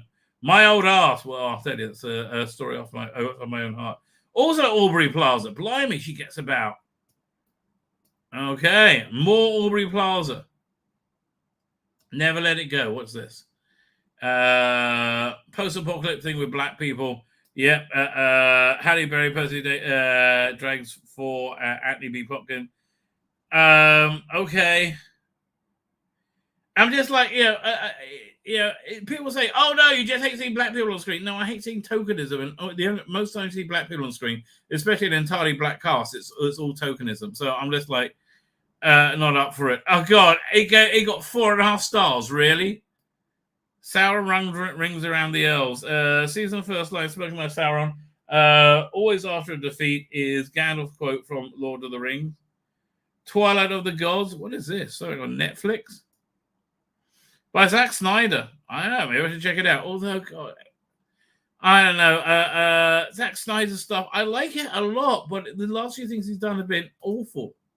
Like Rebel Moon has not been good. I like the zombie heist movie. That was good. Produced by Val Lewton, Under the Shadow. Okay, retrospective of some director who I've never heard of. Exodus to the Heretic. Give that one a miss. A Quiet Place in the Country. That looks like it's not going to work out well for him. From 1968. Okay. And I don't know what this is about, but it looks wrong. Apartment 7A. The Bond and the Covenant. I'll say about witches. Tygon Collective, Oddity, Island of Terror, Haunted. See, none of this is interesting me. Which is the problem. Where's it? What happened there? Wow, just completely vanished. Hang on, let me see. Can I? Yeah, this one. That's so weird. Right? That is so damn weird. Let me try and refreshing the page. Oh, there you go. Really? Thinking about it.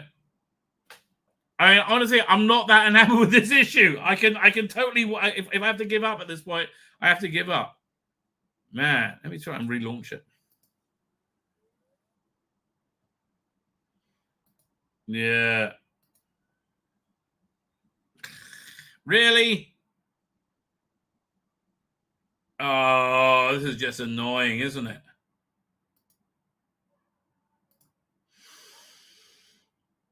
It's not even let me get to the what's the name view of it? The thumbnail view. Oh, come on, mate. Really? And what if I try and refresh this page? Okay, that page works.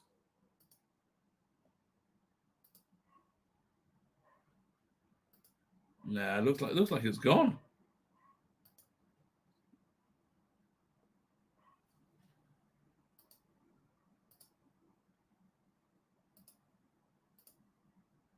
No, I think it's gone. I think it's gone. I guess I'll review again. I'm whizzing through it. I'll record the last few pages when I put it out as a video. That's just generally speaking quite annoying. Okay, I'm cream cracker, baby. I'm cream cracker. I'm literally going to bed. I am. I'm really genuinely knackered. For me, it's like 9:15. Well past my bedtime. Oh, 8-bit Snick Boy's here. I am definitely. I'm going to bed. I am got to be up. Prayer services are not 6:45, 6:50 for this week. Oh no! How many of that? It's Monday, Tuesday, Wednesday, Thursday, Friday. 5 more days of this hell. All right, so I'm off tomorrow. I will return. You know, the Rabbi will return on Tuesday for more fun and frivolity. Not on a Saturday night, but I'll be on probably on Sunday. Anyway, with that, ladies and gentlemen, I'm going to hit the end broadcast button. I'm going to hit it again and say good night, good luck, and may your God walk with you.